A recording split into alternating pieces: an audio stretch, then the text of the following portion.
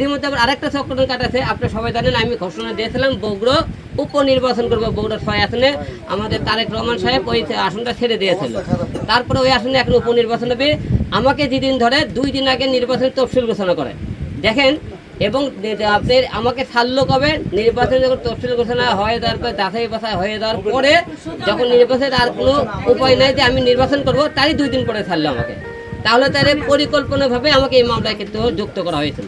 আর এই মামলা থেকে মনে করেন আপনারা সবাই জানেন, ধর্ষণ মামলা কিন্তু সহজে কেউ যাবেন, সহজে পায় না, মীমাংসা করে যতক্ষণ বাদী না করবেন।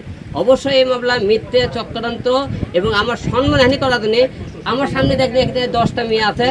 কোনো মেয়ে যদি বলতে পারে হিরো আলম এই ধরনের কোনো প্রস্তাব দিয়েছে, আমি মিডিয়া ছেড়ে দেবো, মিডিয়াতে আর কাজ করবো না। কেউ কোনো মেয়ে যদি প্রমাণ করে দিতে পারে, কিন্তু এটা উদ্দেশ্য কি একটা শ্রেণীর লোক তাদেরকে উস্কাইয়ে দেয়।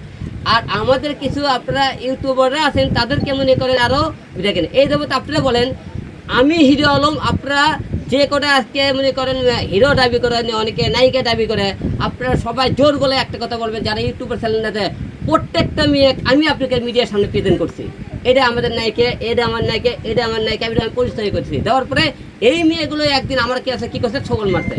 আমার জীবনে 4টে মেয়ের আমি ঘটনা বলি।